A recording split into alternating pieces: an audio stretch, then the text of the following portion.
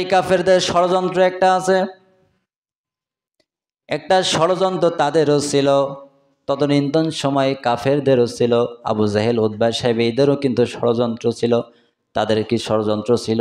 আর তাদের ষড়যন্ত্রের মোকাবেলা আল্লাহ তাআলা কি বলেছেন সেটিও আল্লাহ রাব্বুল আলামিন কুরআনুল কারীমের ভিতরে সূরা নামলের 50 নম্বর আয়াত থেকে বলছেন।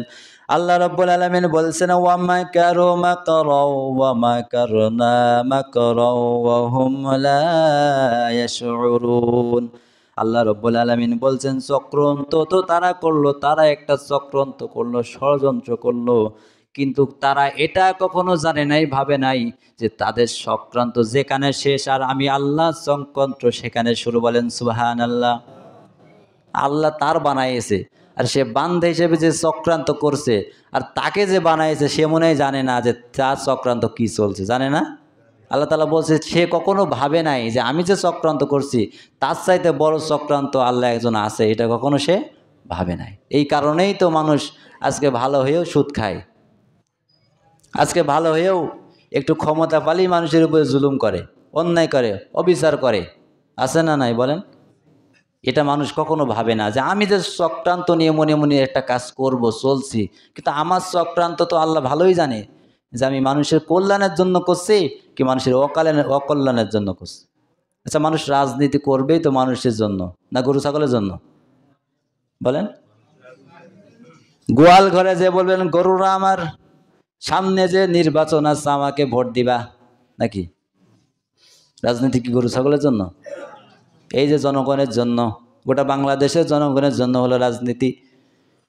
তো আমি যদি মানুষ রূপী হয়ে যদি মানুষের সামনে, মানুষের উপরে যদি মানুষ রূপী মানুষ হয়েও যদি আমি জানোয়ারের মতো ব্যবহার করি, কুকুরের মতো যদি তাদের সঙ্গে ব্যবহার করি, অন্যায় অত্যাচার জুলুম অত্যাচার যদি চালিয়েই যায়, তাহলে আমার রাজনীতি কি করার জায়েজ আছে নাকি?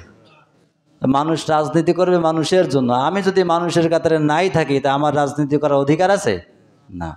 এই জন্য সম্মানিত হাজিরিন, চক্রান্ত করতে হবে ভালোর জন্য, যাতে আল্লাহ বোঝে যে আমার চক্রান্তটা কিসের জন্য হচ্ছে।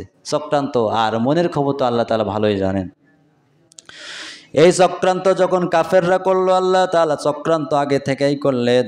আর চক্রান্ত করার পরে আল্লাহ তাআলা তাদেরকে কি অভিশাপ করলেন দেখেন। আল্লাহ রাব্বুল আলামিন বলছেন সূরা নামলের 51 নম্বর আয়াতে আল্লাহ রাব্বুল আলামিন বলছেন, ফানজুরু কাইফা কানা আকিবাতু মুকরিহিম আন্না দাম্মারনাহুম ওয়া কওমাহুম আজমাইন।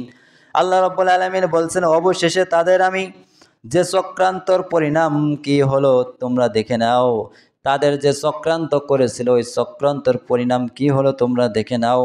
আমি তাদেরকে এবং তাদের জনপদকে, সকল জনপদকে আমি আল্লাহ রাব্বুল আলামিন ধ্বংস করে দিয়েছি। বলেন সুবহানাল্লাহ। ওই যে আবু জাহেল চক্রান্ত করেছিল বিশ্বনবীকে মেরে ফেলার জন্য, অনেক ঘটনা আছে, মেরে ফেলার জন্য চক্রান্ত করেছিল কিন্তু পারে নাই। রাসূলুল্লাহ সাল্লাল্লাহু আলাইহি সাল্লামকে দেশ থেকে তাড়িয়ে দিয়েছিলেন, এটা চক্রান্ত করেছিলেন, দেশ থেকে চলে গিয়েছিলেন, কিন্তু তিনি পরবর্তীতে এসেছিলেন বিজয়ের বেশে। আল্লাহ রাব্বুল আলামিন রাসূলুল্লাহ সাল্লাল্লাহু আলাইহি সাল্লামকে মক্কাটা বিজয় করে দিলেন। সম্মানিত হাজিরিন, এই জন্য আল্লাহ তাআলা বলছেন, কাফেররা যারা হয়, যারা মানুষের উপরে জুলুম করে, ওরা যখন ক্ষমতায় থাকে, তারা যে মানুষের উপরে যে চক্রান্ত করে, আর আমি আল্লাহ রাব্বুল আলামিন চক্রান্তটা জেনে যাই, তাদের চক্রান্ত যখন শেষ হয় আর আমি আল্লাহ সিদ্ধান্ত চক্রান্ত তখন শুরু হয়ে যায়। আল্লাহ রাব্বুল আলামিন বলছেন তাদের চক্রান্ত যখন শেষ হয়ে যায়, চক্রান্ত যখন শুরু হয়ে যায়, আর চক্রান্তর ফলে আমি আল্লাহ রাব্বুল আলামিন তাদেরকে কি করি। আল্লাহ তাআলা বলেছেন ফাতিলকা বুয়ুতাহুম খাওয়াতান। আল্লাহ তাআলা বলছেন ফানজুরু কাইফা কানা আকিবাতুল মুকরিহিম। তাদের যে চক্রান্ত করেছিল ওই চক্রান্তর ফল আমি আল্লাহ তাআলা কি করলাম, তাদের এবং তাদের জনপদ সহ সকলকে আমি আল্লাহ তাআলা একসাথে নিমূল করে ধ্বংস করে দিয়েছি। বলেন সুবহানাল্লাহ। সুতরাং আল্লাহ তাআলা ঠিক তাই করেছেন, করেন নাই?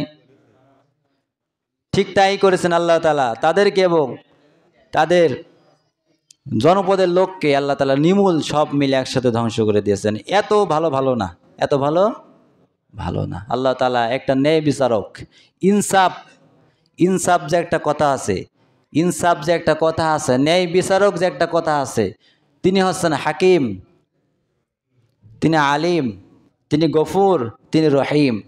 তিনি সৃষ্টি করেছেন আর তিনার হাতেই সব কিছু।